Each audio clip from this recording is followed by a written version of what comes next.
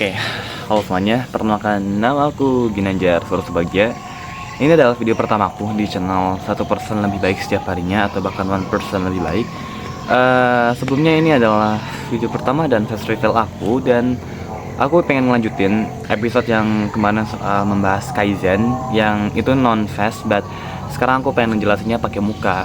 By the way, mungkin video ini akan sedikit panjang, dan kalaupun aku ada tutur kata yang belum bagus, boleh di komen aja. So, kita langsung aja ke dalam inti videonya, pembahasan soal apa itu filosofi Kaizen.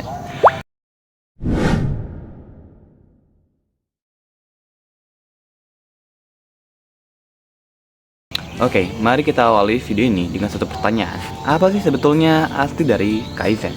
Kita pahami dulu bahwa Kai artinya merubah dan Zen itu adalah baik. Yang kalau kita satukan kalimat ini yang berasal dari kanji, yang kita artikan dalam satu falsafah, berarti Kaizen itu adalah suatu perubahan kecil tapi dengan merujuk ke dalam kebaikan. Oke, sebetulnya Kaizen ini sebetulnya udah nggak asing karena udah diperkenalkan pada tahun 1986 dengan judul bukunya The Kaizen, yang kalau kita pahami bahwa Kaizen itu udah lama gitu. Dan filosofi Kaizen itu bahkan pernah diterapkan oleh satu industri otomotif terkenal dunia, yang mungkin kau semua udah nggak asing lah sama yang namanya Toyota.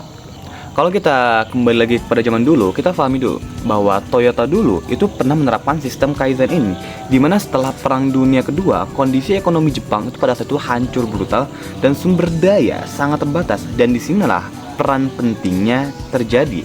Toyota, terutama Taiichi Ocho, pencipta Toyota sendiri, dan Eiji Toyoda mulai menerapkan prinsip perbaikan kecil secara terus-menerus untuk mengejar ketertinggalan dari industri otomotif Amerika Serikat.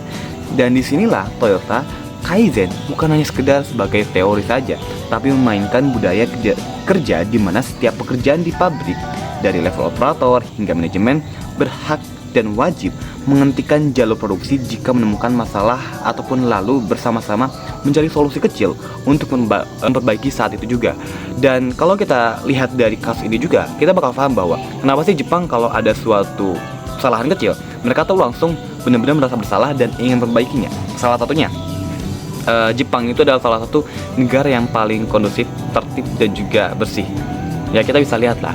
Tapi kalau aku lihat juga, sistem yang digunakan oleh Jepang itu adalah memperbaiki suatu tindakan kecil, tapi dengan cara yang benar-benar itu tuh diperbaiki. Nggak hanya sekedar memperbaiki, tapi setelah itu nggak ada gitu kan.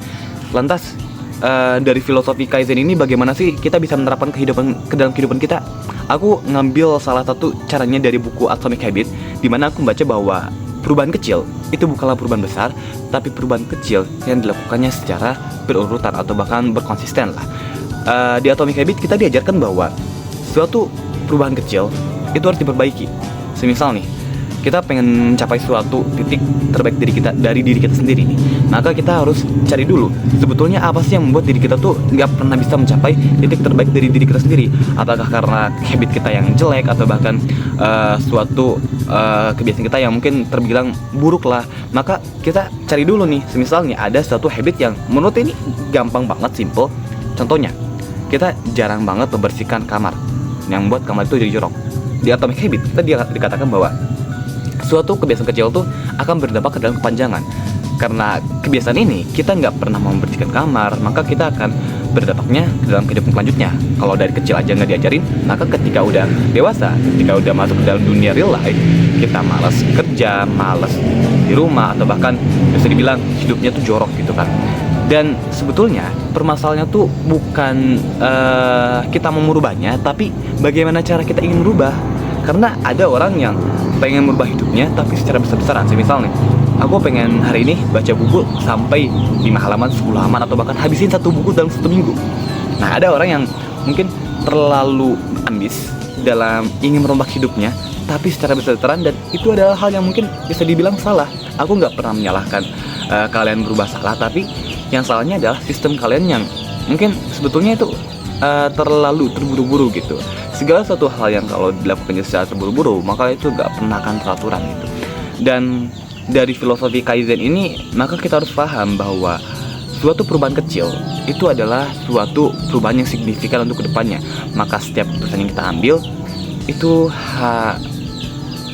Maka setiap putusan yang kita ambil itu harus dipikirkan secara benar-benar.